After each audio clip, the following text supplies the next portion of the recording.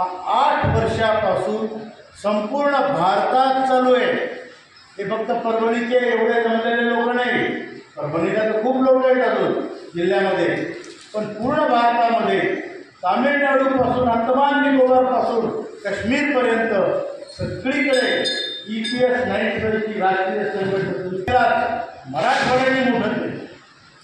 हे आंदोलन मराठवाड्याने मोठं केलेलं, हे तुमचं आंदोलन आहे आणि म्हणून आज संपूर्ण भारतात मराठवाड्याने उद्भवलेलं आंदोलन एका फळाच्या रूपात, वटवृक्षाच्या रूपात फैललं आहे।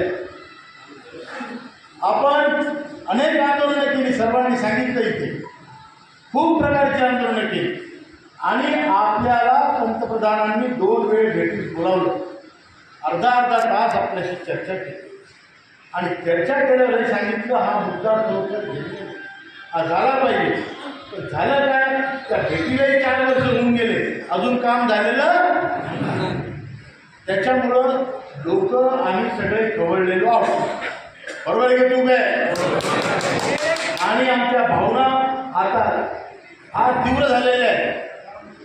आपल्याला लोकसभेत अपेक्षा होती, आपण नुसतं पंतप्रधानांनी नाही भेटलो, आपण वित्तमंत्र्यांना 2 वेळ बैठका झाल्या, भेट जाऊन फोटो काढणे नाही, बैठका झाल्या, वित्त सचिवाशी, श्रम मंत्र्याशी, श्रम सचिवाशी, सगळीकडे बैठक झाल्या आणि एवढ्या सगळ्या बैठका झाल्यानंतर आता ही पेन्शन कशी देऊ शकतो याचे सगळे फॉर्म्युले आपण तयार करून त्यांना दिलेले आहेत। अजून काय देऊ शकतो, वित्तमंत्र्यांकडून काय देऊ शकता, श्रममंत्री EPFOकडून काय देऊ शकतो, हे सर्व फॉर्म्युले आता तयार आहेत आणि आपलं काम लवकरच होणार आहे।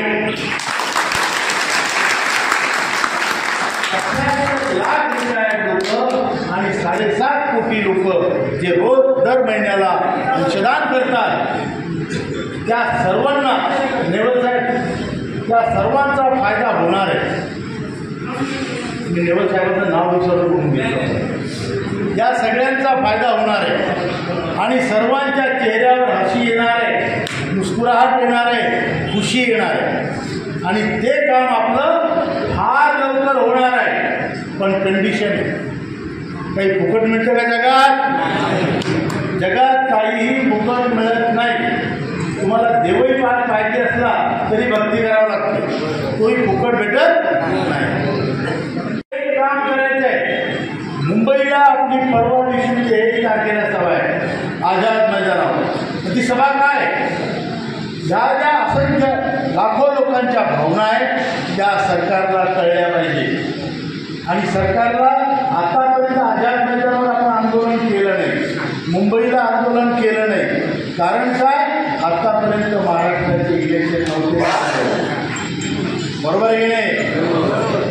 आपण आता असा पावित्रा घेतलेला आहे, जर सरकारने आमचं काम केलं तर आम्ही सरकारचं काम 100% करू आणि जर सरकारने आमचं काम केलं नाही तर या सरकारचा एक माणूस पाडण्याची जबाबदारी आम्ही।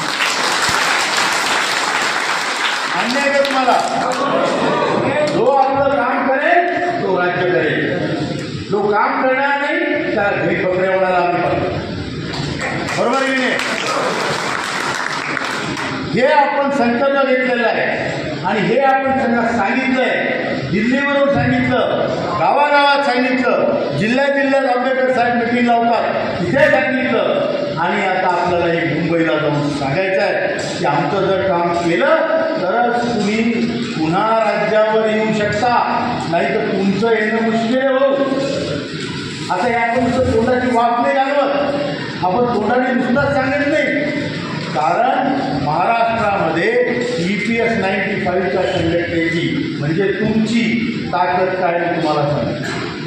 हनुमंताजवळ ताकद होती महाराज, पण त्यालाही सांगायला जागवंत लागला, तू गेला त्याच्याजवळ भाऊ ताकद आहे माहिती मारुडी, तेव्हा त्याला उडी मारली, बरोबर आहे की नाही? तुम्ही आमचे हनुमंत आणि आम्ही तुमचे जांबुवंत,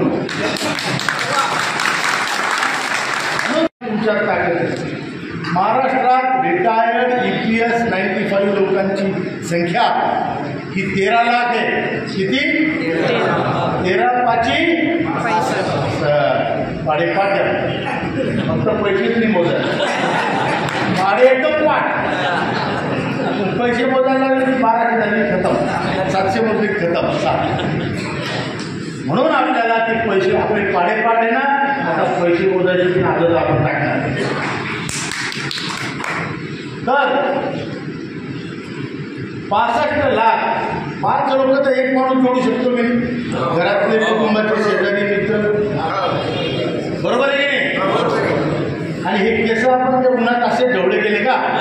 5 लोकांवर तर आपण पैसे नाही कमवले हो, पण माणसं कमवले ना.